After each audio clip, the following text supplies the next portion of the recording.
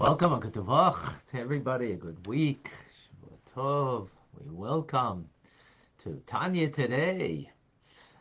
To Andrea, good morning to you in Phoenix. John in North Carolina, likewise a good morning. Andrew, Springfield, New Jersey. Welcome aboard. Jeffrey is with us in Shanghai. Shalom uvracha. Thank you for joining. And who else is with us? Leslie, Boker Tov. Heather in Connecticut is with us. Eugenia, still in Florida, escaping the Calgary cold winter, the Canadian cold. Shalom to Tina in Canada. Art is with us in Michigan. Shavua Tov. Michael, Shavua Tov to you in Germany. Diane is in Arizona, also escaping Canadian cold weather. Davida and Liba, Akutvach, to both of you in New York. Good morning to Sandy in Michigan. Rivka is with us in China. All right. Karen, good morning. Tim, Shavua Tov to you in Texas. And Julie is with us in Florida. Shavua Tov. Diane. Yeah, Clubhouse is working. Yeah, Clubhouse is working. I know, is there a problem? I mean, there are people on. Actually, not so many people. Usually there's more. I don't know if there's a problem or not. Alice is returning to Northwest Baltimore. TJ is all the way in Melbourne. Very late. Ali in Florida, Boker Tov. Who else is with us? Azar in Malaysia. Welcome. Adam. Shut down in Europe. Wait. Yan in Mexico. Well, no shutdown over here. We go from strength to strength. Deanna is with us in Texas. You know, I'm on Instagram. They're up. Actually, usually there's more people, so I don't know why you don't see the Instagram feed. Liba. What's going on over here? Some sabotage over here. Instagram problem. Clubhouse is a problem. Yeah, it's been, I don't know what's going on. Is there an... I'm not... What is it that's happening? Marcel, welcome.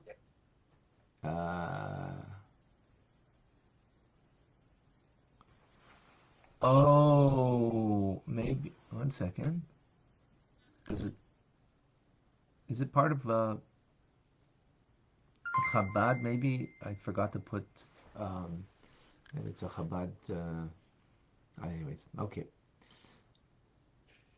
We have Gabby in Germany, welcome. And Deborah from Iowa is with us.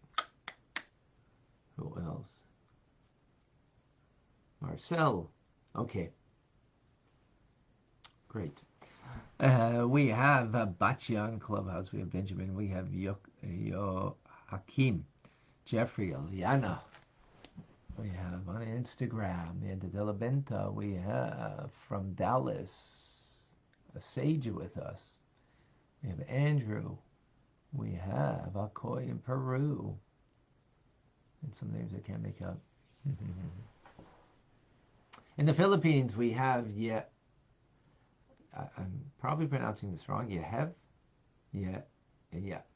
Okay, I'm sure. In Tennessee, Tracy is with us. Okay. We continue in the 12th chapter. Habenini. We're speaking about being a Bainani. Bainani in training is who we are. B-I-T. Bainani in training. And we're speaking about the Bainani that during their prayers, this intermediate person is so engaged in prayer that that the mind that understands feeds the heart and has a fiery passion for God. So much so that any desires in the heart are, for any intents and purposes, sort of like, are not real. They're not there. There's only one thing about a connection to God. Well, that's a very profound level of achievement in prayer, right? But that's during prayer. What happens after prayer? All of that is gone. Now you're going out in the world, dealing with, worldly things that, of course, then it's going to lead that you are drawn to those things that are in your heart that you have a desire for, that you have perhaps even a lust for. But because of the animal soul in the Beinoni we're talking about, right, doesn't have the complete authority or dominion over the so-called city, which means the individual, the body of the individual, right? But the divine soul that is in the brain and in the right ventricle of the heart is able to wage that battle and not allow the animal soul its desire to vest itself, to clothe itself in the limbs of the body, meaning specifically clothing itself, which, clothing is how we attire ourselves, meaning in thought, speech, and action, which is behavior. So what does that mean? An actual thought, meaning that the thought can enter the mind, that you desire something that is not godly, but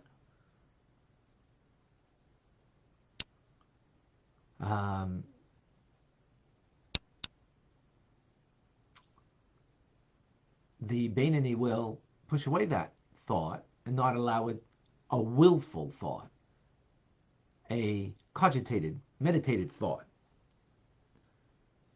that the heart's desire should be fulfilled. So that conscious, willful thought will not be entertained. Now, where's the power come from? It's one thing when you're praying, and if you're praying in, the way the Beinoni prays, and, in the proper preparation and the focus, and in such a manner, we might have moments like that in our prayer where we, like, there's such a focus that there's, the world out there doesn't exist, All there is the sense of connection that exists to the Almighty. But he's not in prayer anymore. Finished. Could be a man of business, this Beinoni. So where does the power come from? How is it possible to have that kind of control, that a desire of the heart enters the mind and doesn't allow the conscious thought to be entertained? So this is an important point over here, a very crucial point. Quoting from the Zohar, it says the concept, Mayach Shalit al Halev, that the brain rules over the heart by virtue of its innately created nature. In other words, this is a way the person was created. And by the way, this is every human being, not just a Jew, because this is based on the Nefesh HaMaskela, the intellectual soul that we have, that will lead us to be able to have self-restraint.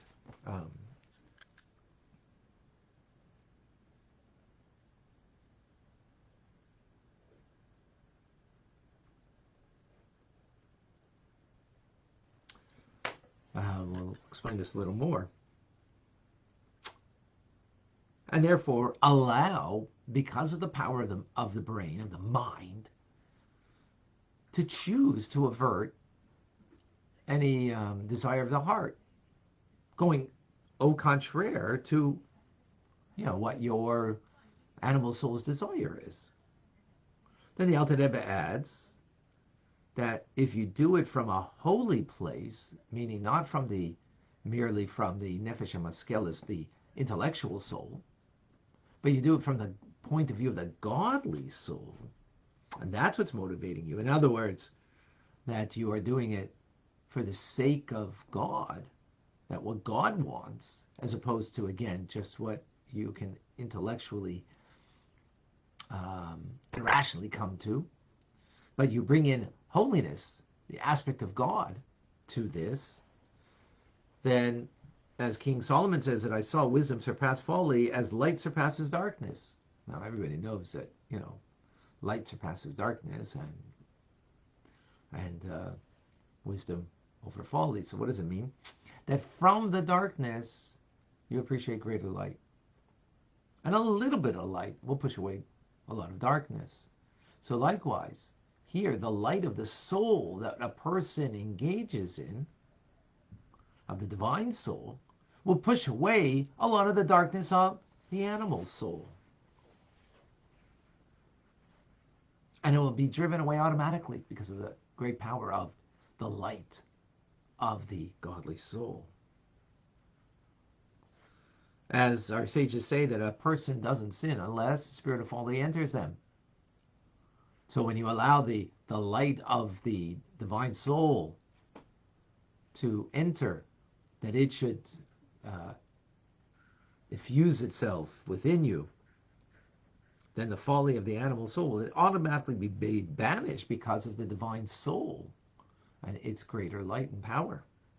And therefore it will truly be what rules over the individual in thought, speech, and action, in our behavior.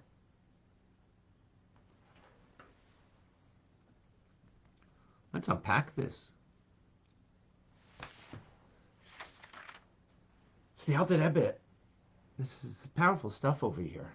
I mean, everything we learn is powerful. So this concept, should the mind have control over the heart? People say, you got to be, you got to be yourself. When who's you? Your feelings. Well, that's weather dependent. And I don't mean cold weather versus hot weather. Or maybe we do. Excuse me. It's weather dependent where it's coming from, the feelings. If the feelings are coming from the animal soul, so well, then why should we be following that? Just because it's my feelings? Therefore makes it legit? Makes it real? No, not at all. Not at all. I mean, it may be indeed my feelings, but maybe it's my feelings that I got to own rather than merely express. And how do I own it? By recognizing that there's something beyond my feelings.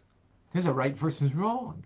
That besides the holy divine soul that can be used, but that every human being, Jew, non-Jew, has the power in their brain to overcome and to come to recognize truth over falsehood, right over wrong. That's the way we were created. Now, of course, that can be all corrupted. And indeed, unfortunately, by many it is corrupted.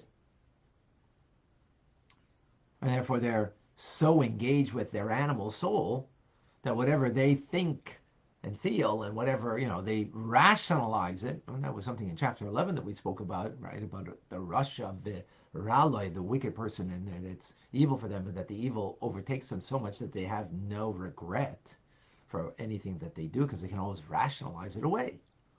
We're not talking about that. We're talking about a Beinoni over here, right? So, and us, we're not Beinonis, but we are BITs, Beinoni in training. So what are we training?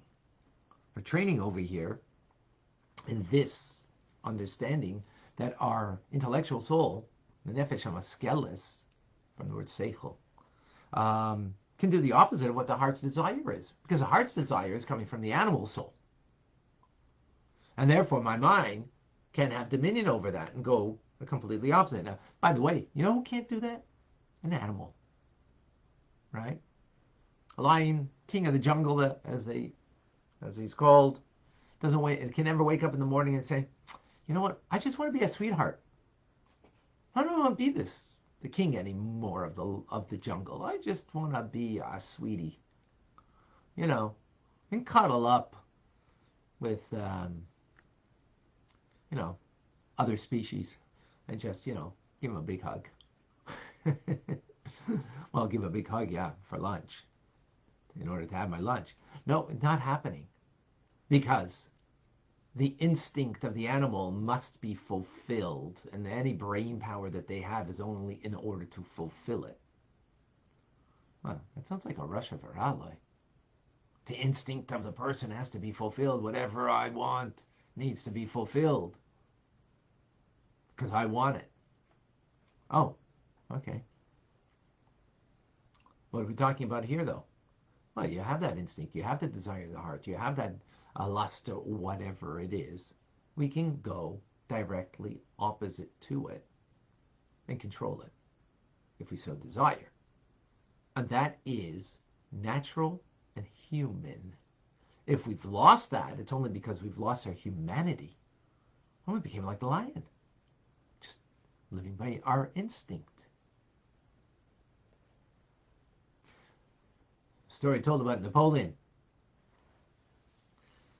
Napoleon once woke up in the middle of the night. He says, Napoleon is very thirsty.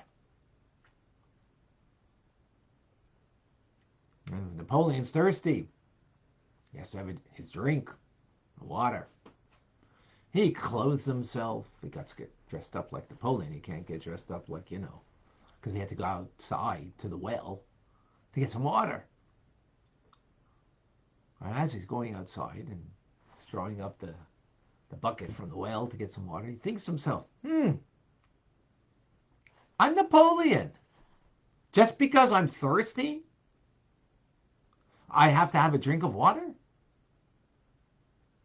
I can't control myself. But on the other hand, I'm Napoleon who wants water. What's he going to do?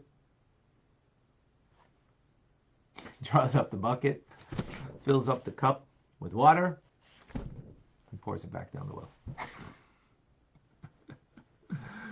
That's Moya Shalat al-Leif. Now, it wasn't coming exactly from it wasn't coming from a holy place, that's for sure. It was coming from Napoleon's ego, and not even from from his ego,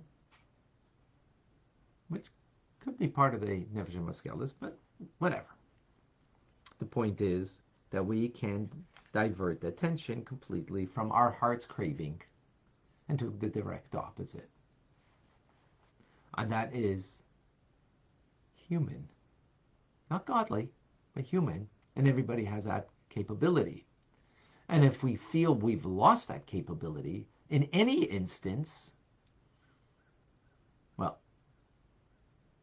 we have to think about that and try to reset ourselves so we don't lose our choice and become living on autopilot, living instinctually. Now the Alter Rebbe adds after that, but there's another aspect that you can incorporate the godly soul and do it from Kedusha, from holiness, that brings into play your godly soul, that you can have now this control that the mind has over the heart, and then you're overwhelming it with the light of the divine soul that then brings an automatic, Napoleon had this discussion in him, right? Had this debate. So, well, that's what will happen with Nefesh and Maskil. This will be kind of, a debate within you. But when you bring in the godly soul, then it's only about what God needs and what God wants from me. What is divine? What is the divine way? Well, then, the light of the soul, just you only need a little bit of light to banish a lot of darkness. So you just need some light of that divine soul that will allow you to banish the darkness of the Klippa and the Sitra Acher that's in the left part of the heart, where is the spirit of folly, where the person wants to follow their heart's desire, the lust of the heart, the folly of the heart. But it won't pervade in the Beinoni at all. Not in the three garments, meaning garments is like what you can take on and off, which means thought, speech, and action, because you can always change your thoughts, your speech, and your action as you choose. And therefore, the Beinoni will want to have the thought, speech, and action connected to 613 mitzvahs of the Torah to fulfill the will of God, and only the will of God. Powerful. Any questions, any comments?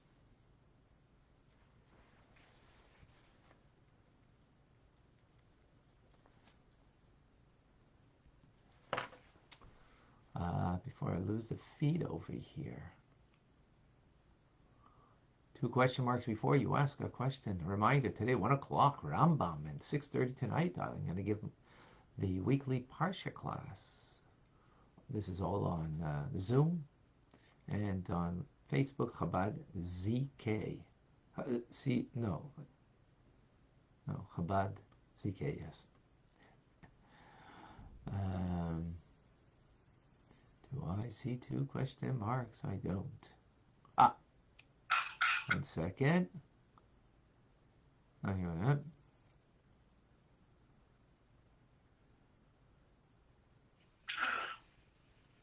Jeffrey's asking, Machshava Divrei Maisa, thought, speech, and action is the clothing of the soul, mind over the heart. To have control of the nefesh bahamis, of the animal soul, humans have the ability to control their animal soul. You get that right. Yes.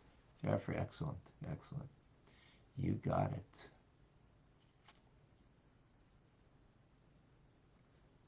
Yes.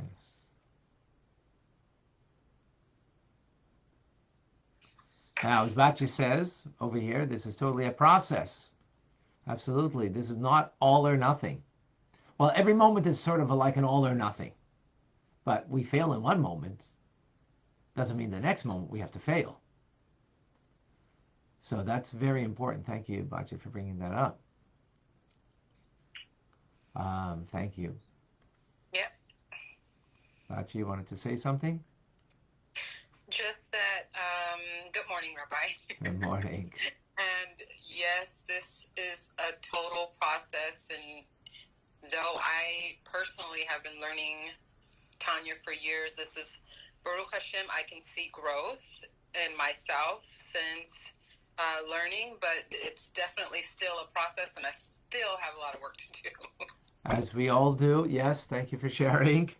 It is very much a process. But again, the beauty of this is that, you know, it's not all or nothing. In every moment, in a sense, it's all or nothing. In other words, you know, what am I following? But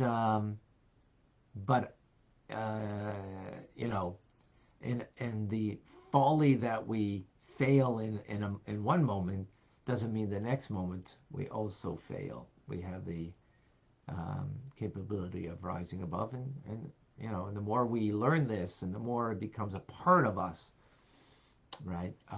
The more we will be able to rise to the occasion. Yes, thank you for sharing that. 1 second, there was another question here. Jeff, what's the difference between folly and shtus kedusha? Very good. So there's like this kind of middle ground, of a line over here, let's say, in life. This is the line you should live on, right? Mind having dominion over the heart, right? That we do the right thing, and so on. And then folly comes from shtus, comes from the word sita, means to go off the line. So you can go off the line actually in 2 directions, interestingly enough. You can go below the line. That's folly. That's foolishness. right? You're failing. You're falling. You're falling below the line. So that's a folly. But then there's an idea of also here's the line, but you're going above it, beyond it. That's called shtus kedusha. That's called folly of holiness. It's actually, as Yud is approaching, um, the day that the Rebbe became Rebbe, the previous Rebbe passed away in 1950. So it becomes it's something that is in the Maimer of Basi Lagani, uh, the Maimer of the previous Rebbe and our Rebbe, in sort of the inaugural Maimer that taking on the leadership and giving us, defining us, the seventh generation and the final generation before Mashiach, and that there is this concept of going beyond even mind that has dominion over the heart, or even bringing in the godly soul into that, and that is doing things that are abnormal, not below the line in folly, but in beyond one's intelligence. Here we're talking about the intelligence having dominion over the heart, but then there's an idea of beyond intelligence, that you touch a deeper place, because the soul ultimately, it has intelligence, but it's not defined by intelligence. It's something that stands above and beyond it. So that's the idea. The Talmud gives an example of great sages coming to a wedding and dancing like in a way that was almost like seemed inappropriate. But no, it wasn't, because it's a mitzvah to dance, to bring joy to the bride and the groom. And even if it's done in a way that, throwing things in the air and dancing and doing whatever, that seems like, whoa, great sage, be very, no. That's an example that the Talmud brings us just the Kedusha. But more on that we will hopefully have when we come to deal with Yitzhak. But thank you. Andrew, given residual evil in the evil, our love for God lacks its full intensity. How can there ever be truly fixed? Well, that's what we need Mashiach ultimately. Yes, so you're right. Because we're going to, the Beinoni during his prayers, her prayers, is so engaged that, the world and the desires of worldliness are so removed. But then the Beinoni goes into the world, right? And the world is full of, fulfillment of self-desires. And that's, hey, what greater thing is there but to be fulfilled with my own desires? So of course that's going to take away from the intensity of the attachment to God and the love of God. So the Beinoni is going to struggle. Yes, going to struggle. There's a struggle. Okay, that's beautiful, because the Beinoni is going to win the struggle. And we are BITs, so we're not always going to win the struggle. But the more we learn and the more we incorporate these teachings, the more we will win the struggle. Okay.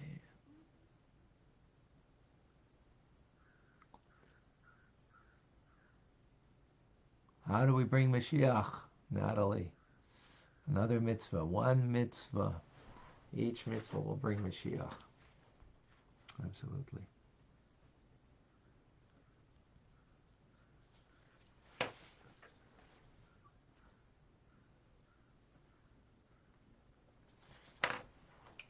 There's more questions. Where's more questions? Okay. Why is it inappropriate for a rabbi to dance? No, no, it's not at all inappropriate, but dancing in a crazy way, a wild way. That's what the Talmud's speaking about. Something like, whoa, people, like move their eyes and might make with their eyes, and so on. So it's not, no, we're not talking about regular dancing. So we're sages who went above and beyond. That's what the Talmud is talking about.